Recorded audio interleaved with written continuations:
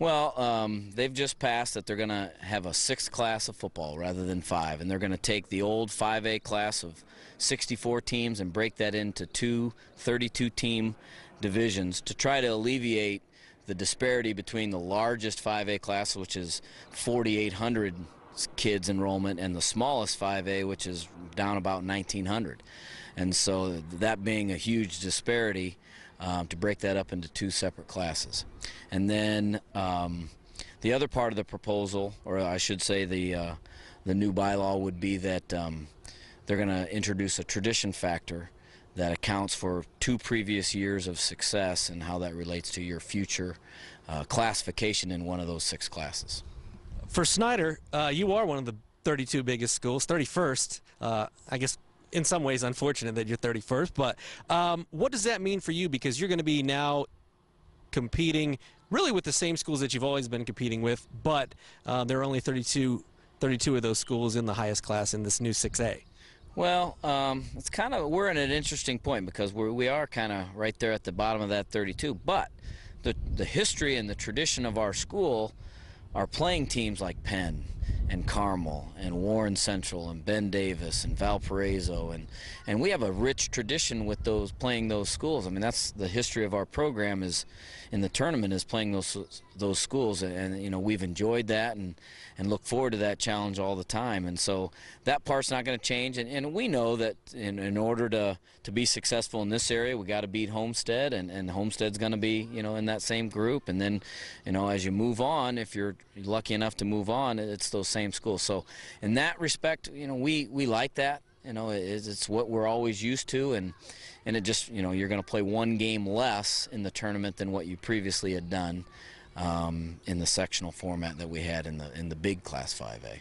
Yeah, the success factor, a little bit different than what the IFCA had proposed. They wanted a 4-year one. It's going to be 2 years, and if you have success in that 2-year period, you can be bumped up a class in your sport. As a coach, how do you take that? Because you're not punished, but you have to remain consistently good for it to be effective. Well, the IFCA's proposal was meant to do that, to kind of challenge those schools that have been traditionally good at a level and to see what they could do at the next level, but not to punish a school for simply having, you know, a couple years of a good class running through and a good successful couple years run.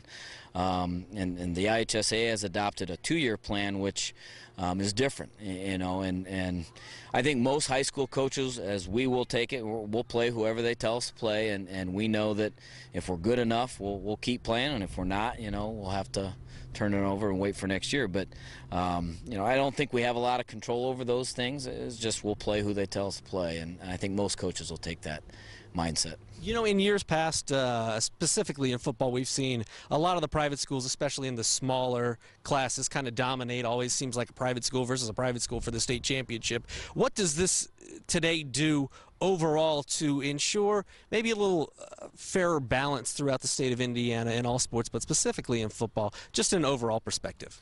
Well, I know that their goal is to achieve competitive balance, and I think that's the way it should be.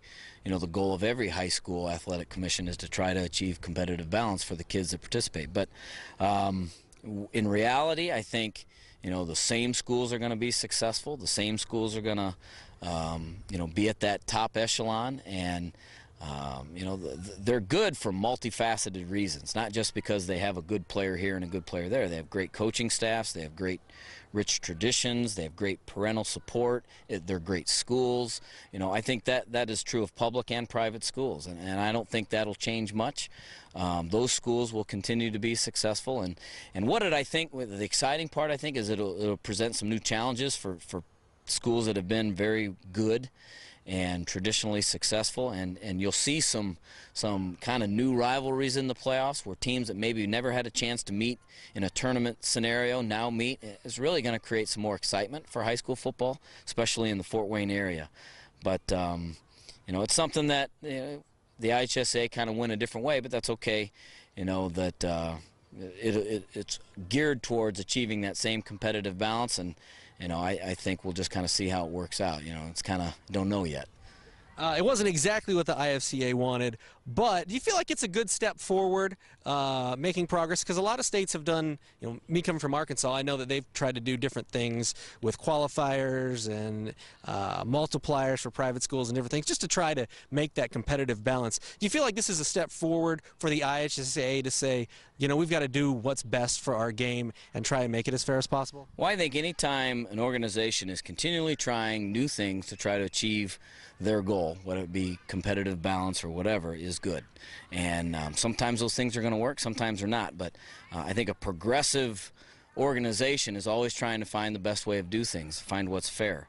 There are certainly going to be people that don't think it's fair. There's going to be people that agree with it. You're not going to please everybody, but as an organization trying to find the niche and the best way of presenting that tournament format to its constituents, I think is good. And as long as we're trying to do that and continually improving our game and for the kids in Indiana and high school football, I think it's good. But this is going to apply to all sports, not just football. And so there'll certainly be a lot of opinions, and there'll a lot of be some hindsight. Oh, this was good, this was bad, and hopefully they can take some of those results and maybe tweak it some more till we feel and the IHSAA feels that it's best for the kids participating. That's what it's really all about.